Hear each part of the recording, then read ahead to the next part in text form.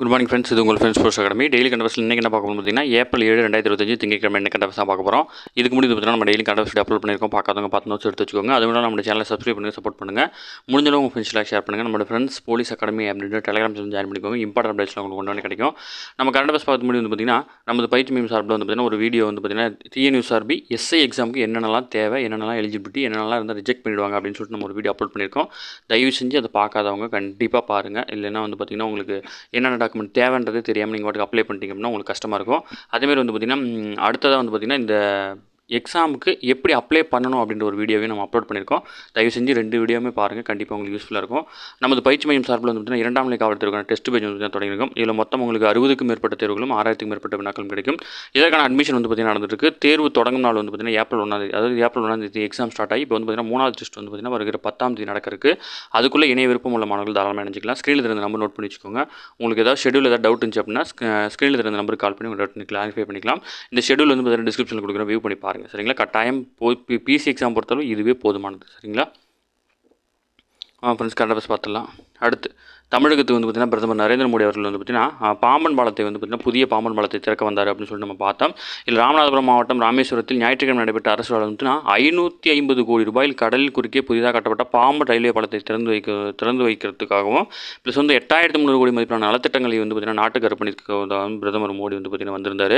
இதில் வந்து பார்த்திங்கன்னா முக்கியமாக அவர் மென்ஷன் பண்ணி சொன்னதில் எல்லாமே இம்பார்ட்டன்ட் கொஸ்டின் தான். ஓகேங்களா? ஜம்மு காஷ்மீர் உள்ள உலகின் மிக உயரமான ஜெனாப் பாலம். ஓகேங்களா?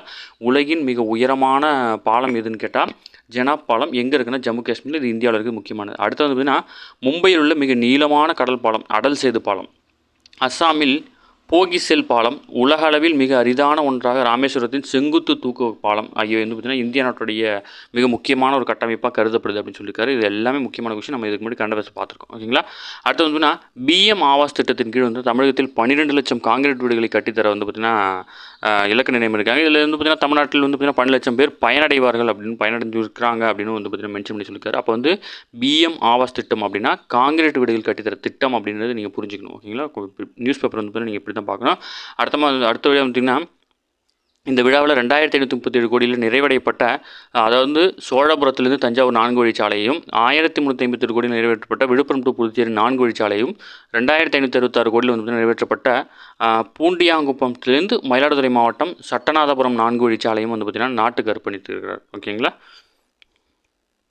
அடுத்தது நீலகிரி மாவட்டத்தில் வந்து பார்த்திங்கன்னா உதகையில் வந்து பார்த்திங்கன்னா 2 நாள் பயணமாக வந்து பார்த்திங்கன்னா முதல்வர் சென்றிருக்காரு. இதில் உதகையில் வந்து பார்த்திங்கன்னா 143.69 கோடியில் வந்து பார்த்திங்கன்னா 700 படுக்கை வசதிகளுடன் கட்டப்பட்ட நீலகிரி அரசு மருத்துவக் கல்லூரி மருத்துவமனையையும் பணியாளர்களுக்கான 200 கோடி செலவில் கட்டப்பட்டுள்ள குடியிருப்பு கட்டிடங்களையும் வந்து பார்த்திங்கன்னா திறந்து வச்சிருக்கிறார். ஓகேங்களா?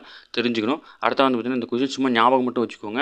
மார்க்சிஸ்ட் கம்யூனிஸ்ட் கட்சியோடைய புதிய பொதுச் செயலாளராக எம்ஏ பேபி அவர்கள் வந்து பார்த்திங்கன்னா நியமிக்கப்பட்டிருக்கார். ஓகேங்களா? இவர் கேரளாவை சேர்ந்தவர். மதுரையில் நடைபெற்ற மாநாட்டில் தான் வந்து பார்த்திங்கன்னா இவர் தேர்வு செய்யப்பட்டிருக்கார். ஓகேங்களா? இதையும் நீங்கள் தெரிஞ்சு வச்சுக்கணும் கட்டாயம். அங்கன்வாடி கணிப்பணிகள் வந்து பார்த்திங்கன்னா விண்ணப்பிக்க ஏப்ரல் 23ஆம் தேதிக்குள் விண்ணப்பிக்கலாம் அப்படின்னு சொல்லிட்டு சென்னை மாவட்ட ஆட்சியர் வந்து பார்த்திங்கன்னா அறிவிச்சிருக்காரு. இதை பற்றி டீட்டெயில் நம்ம ஆல்ரெடி அப்லோட் பண்ணியிருக்கோம். நம்ம ஷார்ட்ஸ்லையும் இருக்குது. இதை பற்றி மோர் டீட்டெயில் வேணும் அப்படின்னா நம்மளுடைய ஷார்ட்ஸ் வீடியோ வந்து பார்த்து சர்ச் பண்ணி பாருங்கள். அதில் வீடியோ இருக்கும். எலிஜிபிலிட்டி கிரிட்டீரியா எல்லாமே கொடுத்துருப்பேன். உங்களுக்கு வந்து ஈஸியாக புரிகிற மாதிரி தான் கொடுத்துருப்பேன். ஓகேங்களா? அடுத்தது தலைமை ஆசிரியர்களுக்கு அண்ணா விருது வழங்குறாங்க. இது வந்து பார்த்திங்கன்னா தமிழக பள்ளிகளில் சிறப்பாக பங்களிப்பு அளிக்கக்கூடிய தலைமை ஆசிரியர்களுக்கு அறிஞர் அண்ணா தலைமைத்துவ விருது வழங்கப்படும் அப்படின்னு சொல்லிட்டு ரீசெண்டாக தான் சட்டப்பேரவையில் அறிவித்தாங்க. அதற்கான பணியாட்களை வந்து பார்த்திங்கன்னா அதற்கான உரிய நபர்களை தேர்வு செய்ய சொல்லி வந்து பார்த்திங்கன்னா பள்ளிக்கல்வித்துறை வந்து பார்த்திங்கன்னா உத்தரவிட்டிருக்காங்க. ஓகேங்களா?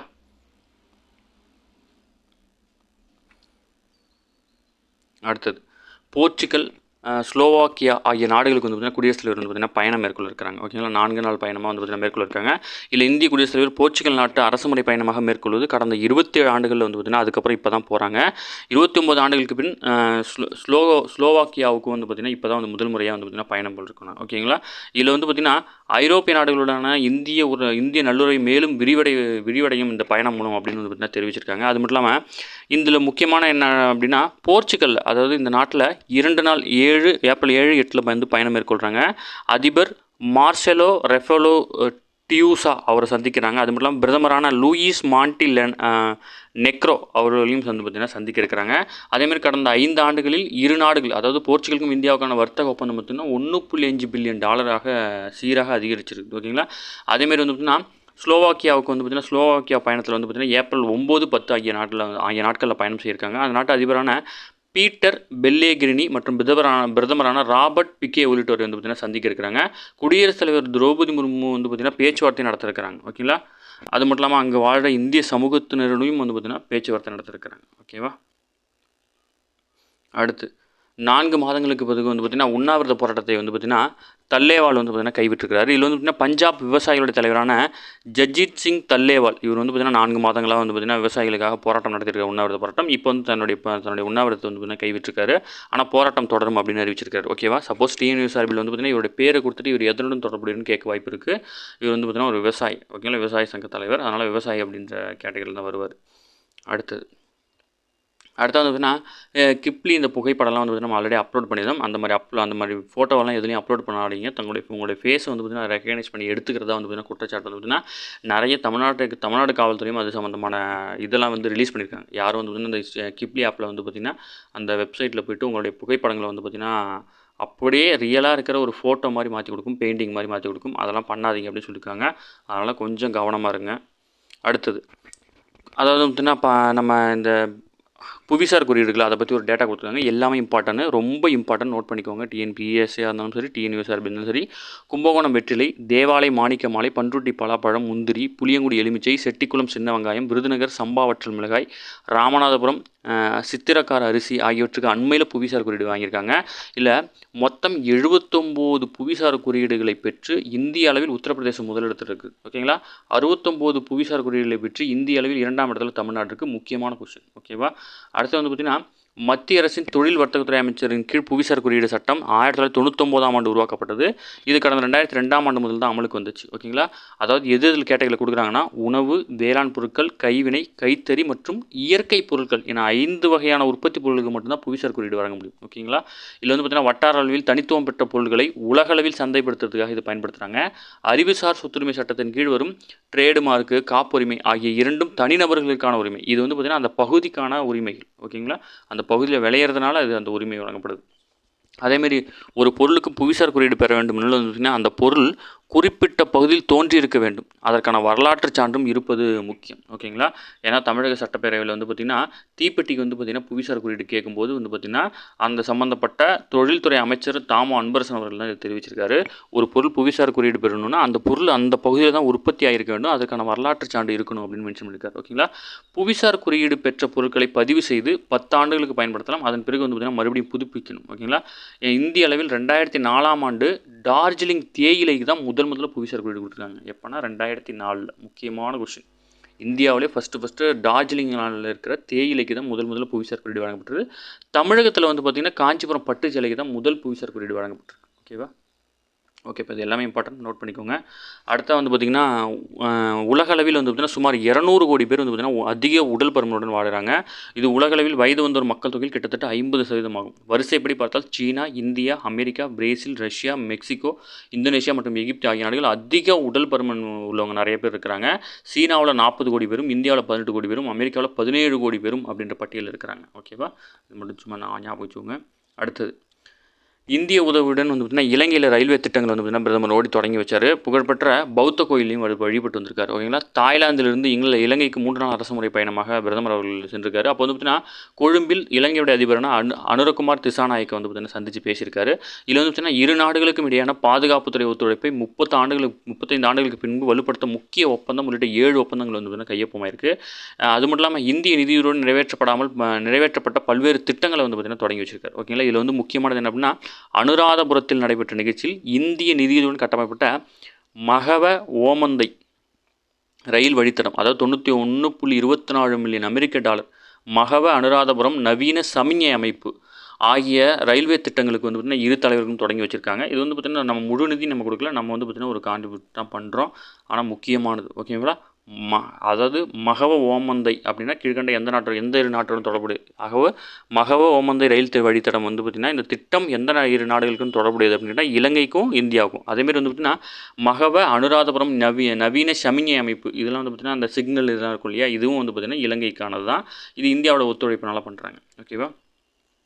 அடுத்தது ஒரு மாநிலம் ஒரு ஊரக வங்கி திட்டம் வந்து பார்த்திங்கன்னா விரைவில் அமல்படுத்தப்படும் அப்படின்னு வந்து பார்த்திங்கன்னா செய்திகள் வந்து பார்த்திங்கன்னா வெளியாயிட்டிருக்கு. இதில் வந்து பார்த்திங்கன்னா ஒரு மாநிலம் ஒரு பிராந்திய ஊரக வங்கி திட்டத்தை விரைவில் அமல்படுத்த நிதி அமைச்சகம் திட்டமிட்டிருக்கிறதா தகவல் வந்திருக்கு. ஓகேங்களா, செலவுகளை குறைத்து செயல்திறனை அதிகரிக்கும் விதமாக தற்போது மொத்தம் உள்ள 43 பிராந்திய வங்கிகளை அதாவது ஆர்ஆர்பின்னு சொல்லுவாங்க, அதை வந்து 28 குறைக்க முடிவு பண்ணியிருக்காங்க.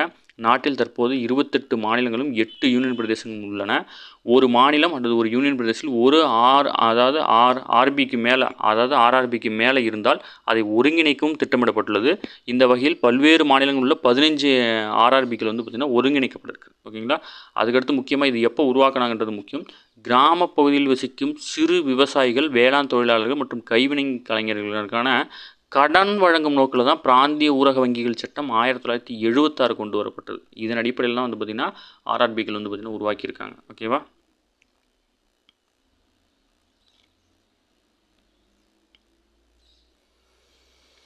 அடுத்தது தங்கம் வென்ற சிதேஷ். இவரை நம்ம ஏற்கனவே பார்த்தோம், இவர் ஃபைனலுக்கு போயிருந்தான்னு பார்த்தோம். பிரேசில் நடைபெற்ற உலகக்கோப்பை குத்துச்சண்டை போட்டியில் இந்தியாவின் சிதேஷ் வந்து பார்த்திங்கன்னா ஞாயிற்றுக்கிழமை தங்கப்பதக்கம் வென்றிருக்காரு. இந்த போட்டியில் தங்கம் வென்ற முதல் இந்தியர் அப்படின்ற சாதனை இவர் தான் படைச்சிருக்காரு. அது மட்டும் அவர் மொத்தமாக இந்தியா 1 தங்கம் 1 வெள்ளி 4 வெண்கலம் என 6 பதக்கங்களுடன் போட்டியை நிறைவு செஞ்சுருக்காங்க. ஓகேவா, பிரேசில் நடைபெற்ற உலக குத்துச்சண்டை போட்டியில் இந்தியாவின் சிதேஷ் வந்து பார்த்திங்கன்னா தங்கம் வாங்கியிருக்காரு. இந்த விளையாட்டில் தங்கம் வாங்கின முதல் இந்தியர் இவர் தான். ஓகேவா, அப்போ வந்து பார்த்திங்கன்னா சிதேஷை பற்றி ஒரு கேள்வி கேட்கறதுக்கு வாய்ப்பு இருக்குது. ஓகே, ஹிதேஷ். ஓகேவா, அடுத்தது உலக குத்துச்சண்டை அமைப்பு நடத்தும் சர்வதேச அளவிலான எலைட் போட்டியில் இந்தியா பங்கேற்றது இதுதான் முதல் முறை. அதே போல் 2024 பாரிஸ் ஒலிம்பிக் போட்டிக்கு பிறகு மிகப்பெரிய இன்டர்நேஷ்னல் போட்டியில் வந்து பார்த்திங்கன்னா இந்தியா இதில் தான் விளாண்டுருக்காங்க. ஓகேவா, அடுத்து வந்து பார்த்திங்கன்னா அர்ஜென்டினாவில் நடைபெறும் ISSF உலகக்கோப்பை துப்பாக்கிச் சுடும் போட்டியில் வந்து பார்த்திங்கன்னா இந்தியாவுக்கு 1 தங்கம் 1 வெள்ளி 1 வெண்கலம் என 3 பதக்கங்கள் கிடச்சிருக்கு. இந்த 3 பேருமே வாங்கியிருக்காங்க. முதல் தங்கம் வந்து பார்த்திங்கன்னா இந்திய மகளிருக்கான 50 மீட்டர் ரைஃபிள் 3 பொசிஷன் பிரிவில் வந்து பார்த்திங்கன்னா சிப்ட் கவுர் சர்மா தங்கப்பதக்கம் வென்றிருக்கிறாங்க. ஓகேங்களா, உலகக்கோப்பை போட்டியில் தனிநபர் பிரிவில் இது சர்மாவின் முதல் பதக்கம். இதே போல் வந்து பார்த்திங்கன்னா இந்த போட்டியில் இந்தியாவுக்கான முதல் பதக்கம் இதுதான். இந்த கேமில் இதுதான் இந்தியாவான முதல் பதக்கம். அடுத்து செயின் சிங்குக்கு வந்து பார்த்திங்கன்னா வெண்கலம். அதிலேயே வந்து பார்த்திங்கன்னா ஆடவர் பிரிவில் செயின் சிங் வெண்கல பதக்கம் வென்றிருக்கிறாரு. அதுலேயே வந்து பார்த்திங்கன்னா மகளிருக்கான 25 மீட்டர் பிரிவில் வந்து பார்த்திங்கன்னா பிஸ்டல் பிரிவில் வந்து பார்த்திங்கன்னா ஈஷா சிங் வந்து பார்த்திங்கன்னா வெள்ளி வென்றிருக்கிறாங்க. ஓகேங்களா, இவங்களோட பேர் தான் நமக்கு முக்கியமானது. ஓகேங்களா, மோஸ்ட்லி அவங்க என்ன பதக்கம் வாங்கினாலும் கேட்க மாட்டாங்க, ரொம்ப ரேரான விளையாட்டில் தான் அந்த மாதிரி கேட்பாங்க. ஓகேங்களா, அடுத்தது வந்து பார்த்திங்கன்னா அதாவது F1 கார் பந்தயத்தில் நடப்பு சீசன் 3வது ரேஸான ஜப்பான் கிராண்ட் பிரீரியல் வந்து பார்த்திங்கன்னா நடப்பு சாம்பியனாக இருக்கும் நெதர்லாந்தின் மேக்ஸ்வெல்ஸ் டாபென் இவர் தான் வந்து பார்த்திங்கன்னா ஜெயிச்சிருக்காரு. இவர் வந்து பார்த்திங்கன்னா ரெட்போலுடைய கார் டிரைவர். ஓகேங்களா, இவர் வந்து போன மேட்ச்சில் அவர் தான் ஜெயிச்சார். ஓகேங்களா, அடுத்தது சுதர்சன் பட்நாயக்கிற்கு பிரிட்டனில் சாண்ட் மாஸ்டர் விருது வழங்கப்படுது. அதாவது சாண்ட் மாஸ்டர்னு சொல்லுவாங்க. உலக புகழ்பெற்ற மணல் சிற்ப கலைஞரான சுதர்சன் பட்நாயக்கிற்கு பிரிட்டனுடைய பிரிட் டாரிங் சாண்ட் மாஸ்டர் அப்படின்ற விருது வழங்கப்பட்டிருக்கு. பிரிட்டனில் உள்ள டார்சன் மாவட்டத்தில் பேமத் பகுதியில் 2025 சர்வதேச மணல் சிற்ப திருவிழா வந்து பார்த்திங்கன்னா நடந்திருக்கு. சனிக்கிழமை தொடங்கிய இந்த திருவிழா வந்து பார்த்திங்கன்னா இந்தியாவை சேர்ந்த பிரபல மணல் சிற்ப கலைஞர் தான் இவர் போய் வந்து பார்த்திங்கன்னா விநாயகரான மணல் சிற்பத்தை வந்து பார்த்திங்கன்னா செஞ்சிருந்தார். சுதர்சன் பட்நாயக் விருதை பெறும் முதல் இந்தியர் அப்படின்ற பெருமையும் ஒரு சார். அப்போ இவரை பற்றி கேட்பாங்க. ஓகேங்களா, சுதர்சன் பட்நாயக் வந்து பார்த்திங்கன்னா அதாவது பிரிட்டனை சேர்ந்த பிரிட்டானிங்டன் சாண்ட் மாஸ்டர் அப்படின்ற விருது இவங்க வாங்கிக்கிறாங்க. இவருக்கு வந்து பார்த்திங்கன்னா ஆல்ரெடி பத்மஸ்ரீ விருது வாங்கியிருக்காரு. ஓகேங்களா, 65க்கும் மேற்பட்ட சர்வதேச மணல் சிற்ப திருவிழாக்கள் பங்கேற்று விருதுகளை பெற்றிருக்காரு. இந்த நிலையில் பிரிட்டனுடைய பிரிட்டானிங்டன் சாண்ட் மாஸ்டர் அப்படின்ற விருதையும் வந்து பார்த்திங்கன்னா இவங்களுக்கு வழங்குறாங்க. ஓகேங்களா, இவர் வந்து பார்த்திங்கன்னா தன்னுடைய சொந்த மாநிலம் வந்து ஒடிசா, இந்தியாவை சேர்ந்தவர்.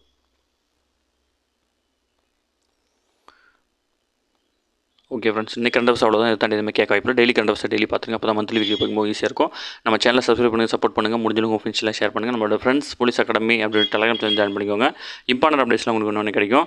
நம்முடைய டெஸ்ட் பேட்ச் வந்து பார்த்திங்கன்னா பிசிக்கு லான்ச் பண்ணியிருக்கோம். இதனுடைய ஷெட்யூல் டிஸ்கிரிப்ஷனில் கொடுக்குறேன், வியூ பண்ணி பாருங்கள். உங்களுக்கு ஏதாவது டவுட் இருந்துச்சுன்னா ஸ்க்ரீனில் நம்பருக்கு கால் பண்ணி உங்களோட டவுட் நீங்கள் கிளாரிஃபை பண்ணிக்கலாம். சரிங்களா, தேங்க்யூ ஃப்ரெண்ட்ஸ்.